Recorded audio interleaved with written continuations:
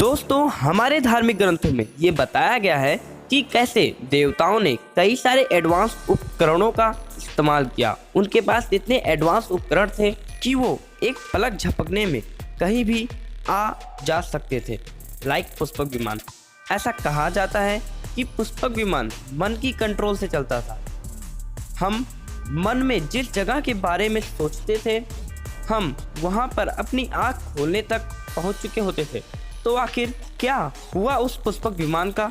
कहाँ गए भगवान? तो हेलो गाइस, मैं अभिनव। और ऐसा माना जाता है कि देवता इतने एडवांस हो चुके थे कि वो इस धरती को छोड़कर किसी दूसरे ग्रह पर रहने के लिए चले गए। हमारे धार्मिक ग्रंथों में ये बताया गया है कि देवताओं के पास इतने एडवांस वेपन्स थे, उनके पास इतनी एडवांस कहीं पर भी आने जाने के साधन थे, जैसे पुष्पक विमान। पुष्पक विमान का जिक्र हमारे कई सारे धार्मिक ग्रंथों में किया गया है। आखिर ये पुष्पक विमान काम कैसे करता था? क्या कहाँ गई ये टेक्नोलॉजी? पुष्पक, अगर उनके पास इतनी आधुनिक टेक्नोलॉजी थी तो वो गए कहाँ पर? हमारे भगवान, हमारे देवता गए कहाँ पर? ऐसा जैसे कि आप लोगों को पता होगा कि 17 दिसंबर 1903 में पहला प्लेन राइट ब्रदर्स ने बनाया था। राइट ब्रदर्स ने 17 दिसंबर 1903 को पहला प्लेन बनाया था।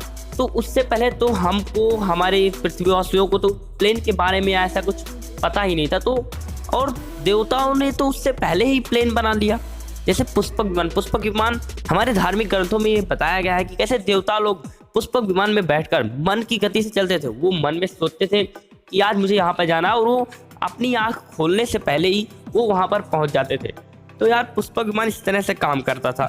तो जैसे आपको पता है कि पहला प्लेन तो राइट ब्रदर्स ने बनाया, तो उससे पहले पुष्पक विमान कैसे बना? ऐसा माना जाता है कि देवता इतने एडवांस हो चुके थे, वो इस धरती को छोड़कर किसी दूसरे प्लेनेट पर रहने के लिए चले गए, और वो वहीं से इस धरती पर नजर बनाए हुए हैं।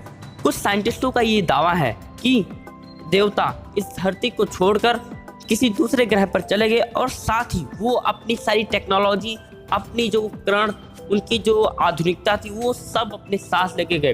उन्होंने अपने पीछे होने वाले सभी चीज़ों को मिटा दिया। जैसे उनकी जो टेक्नोलॉजी थी वो अपने साथ उसको लेके गए, और वो इतने एडवांस हो चुके थे कि उनको ब्रह्मांड की सारी नॉलेज थी। उनको ये सब ब्रह्मांड के बारे में सब कुछ पता था।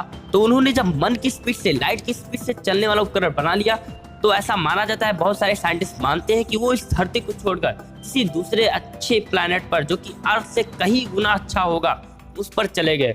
वो वहाँ पर रहने का, और वो वहाँ से हमारी धरती को, हमारे धरतीवासियों को देखते हैं। अगर आपने रामायण महाभारत जैसे सीरियल्स को देखा है तो आपने उसमें देखा होगा कैसे देवताओं के पास इतनी एडवांस वेपन्स होती हैं, वो कैसे उड़ कर जा सकते हैं, और उनके पास इतनी सारी शक्तियाँ होती हैं। अगर हम अभी के टाइम में देखें, क्या हमको ऐसी शक्ति मिल सकती है? तो ऐसी शक्ति हमको तब मिलेगी जब हमारी सिविलाइजेशन, जैसे कि अभी हम टाइप 01 सिविलाइजेशन तक भी नहीं पहुंचे हैं, और अगर हम टाइप 5 सिविलाइजेशन तक पहुंच जाते हैं, सिविलाइजेशन के ऊपर मैं नेक्स्ट वीडियो में बताऊंगा, सिविलाइजेशन पर मैं नेक्स्ट वीडियो बनाऊंगा।